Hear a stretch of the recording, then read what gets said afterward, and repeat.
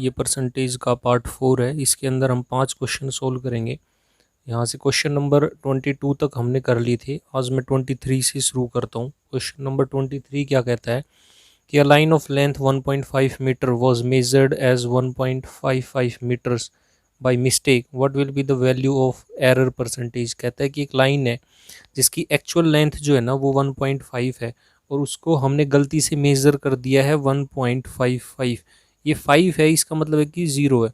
मतलब एक्चुअल में वैल्यू तो ये थी और हमने उसको लिख दिया इतना। हमने जो इंक्रीज़ किया वो किया 0.05 का, कितने पर 1.50 पर, तो 100 पर कितना होगा ये क्वेश्चन में पूछा गया है।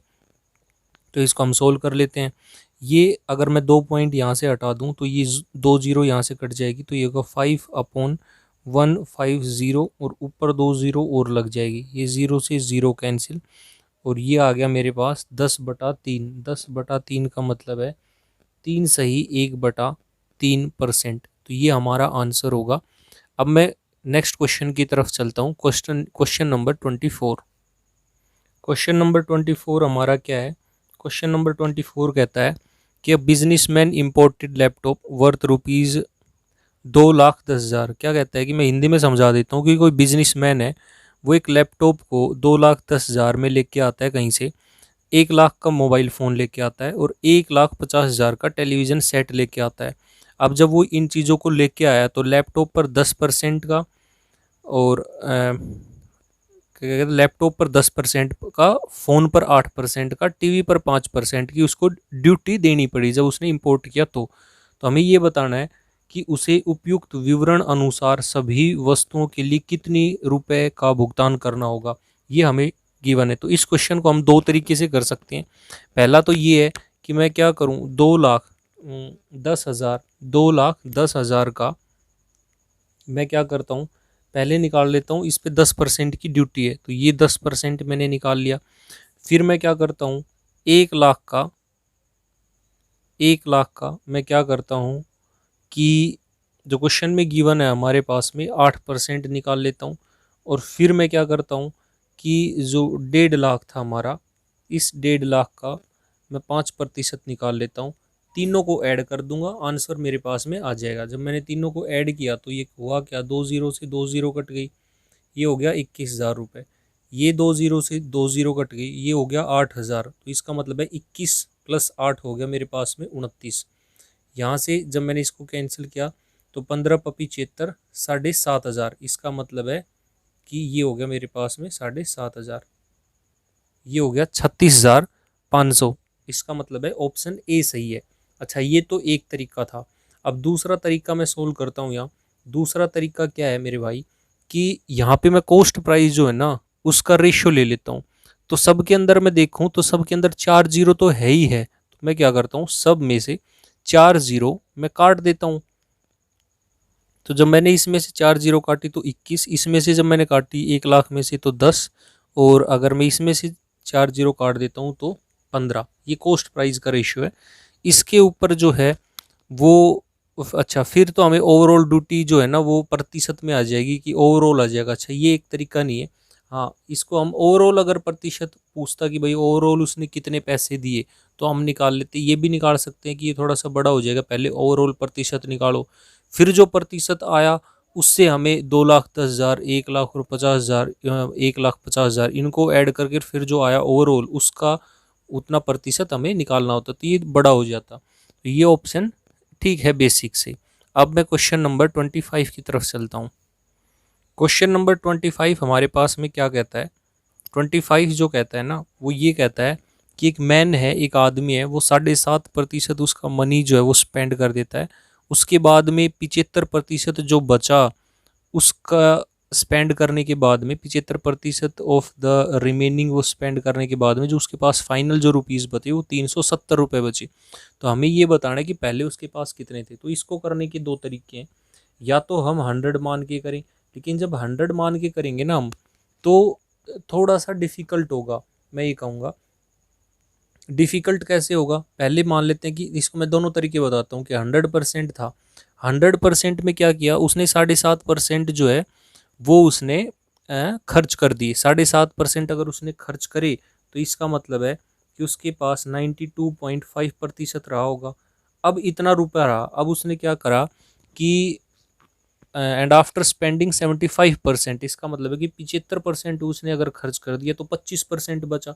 25% का मतलब है 1/4, और इसकी वैल्यू मेरे पास गिवन है, ये है 370। इसका मतलब है कि इतने प्रतिशत की वैल्यू अगर मेरे पास 370 है तो 100 की वैल्यू मुझे निकालनी है। तो 100 की वैल्यू मैं यहाँ से निकाल लेता हूँ। यहाँ से जब मैंने 100 की वैल्यू निकाली, 100 की वैल्यू अगर मैं निकालता हूँ तो 370 गुणा 4 और ये 92.5 और फिर इंटू 100, ये हमें करना होता, तब हमारा आंसर आएगा। अच्छा, इसको मैं जब सोल्व करता हूँ तो यहाँ 0 से 0, अब क्या है, इस या तो मैं इसको यूनिट डिजिट से चेक कर लूँ। अगर मैं ऑप्शन को देखूं तो सबकी यूनिट डिजिट्स अलग अलग है। जैसे ऑप्शन ए जो है उसका डिजिटल सम से मैं बोल रहा हूँ, ये जो डिजिटल सम से अगर मैं करूँ तो सबका डिजिटल सम अलग अलग है। ए का 3 है, बी का 7 है, सी का 6 है और डी का 5 है।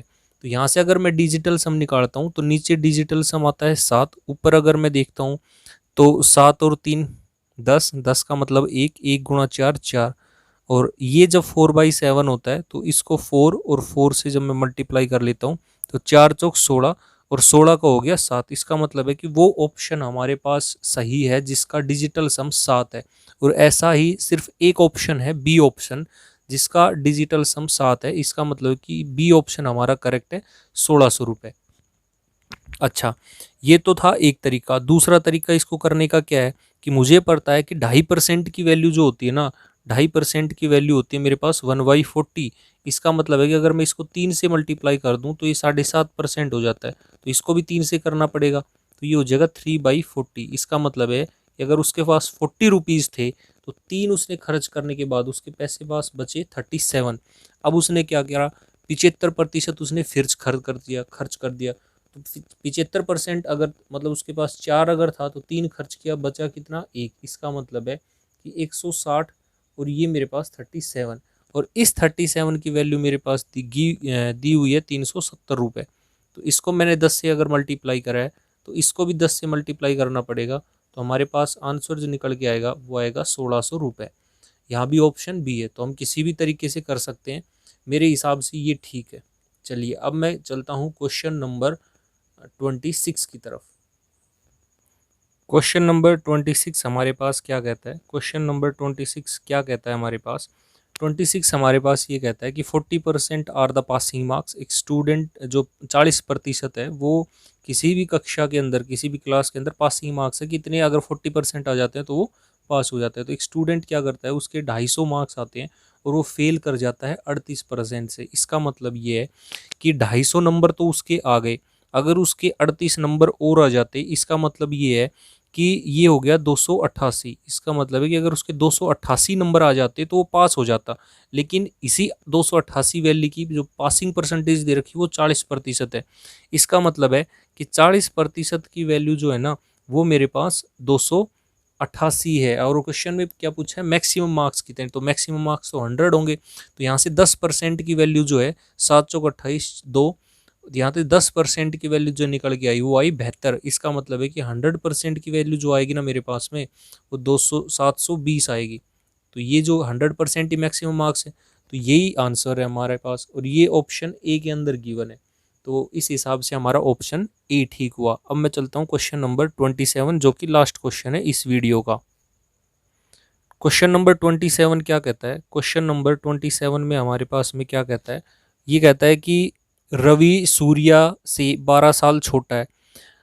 अगर मैं यहाँ पे रवि की एज लिख लूँ, यहाँ पे सूर्या की एज लिख लेता हूँ, तो कहता है कि रवि जो है वो 12 साल छोटा है सूर्या से। सूर्या की अगर मैं मान लेता हूँ कि एक्स अगर रवि की है तो ये एक्स प्लस 12 है, क्योंकि रवि तो 12 साल छोटा हो गया। अब कहता है कि रवि की जो एज है, रवि की एज कितनी है, एक्स, ये जो है ये 40% है। 40% का मतलब हो गया 2/5 है of the sum of his and Surya's age. 2/5 है किसका, खुद की और सूर्या की एज का। और हमसे पूछा क्या गया है कि what will be the Surya's age 9 years hence. 9 years hence का मतलब है कि 9 साल के बाद में। जो सूर्य की एज है वो क्या होगी, ये क्वेश्चन में गिवन है। तो सूर्य की एज 9 साल के बाद में कितनी होगी, x प्लस 12 प्लस 9, तो x प्लस 21। यहाँ से हमें x की वैल्यू अगर मिल जाए तो हम सूर्य की एज बता सकते हैं। अब अगर आंसर में हम देखें ना तो सारे ऑप्शन जो है ना वो 21 से बड़े हैं। अगर एक ऑप्शन ऐसा होता जो 21 से बड़ा होता और बाकी सब 21 से छोटे होते तो जो बड़ा होता वो हम आंसर बता देते। लेकिन यहाँ पर क्या है ना कि सारे ये ऑप्शन ऐसे हैं जो 21 से बड़े हैं, तो हमें करना क्या पड़ेगा, इसको सोल्व करना पड़ेगा।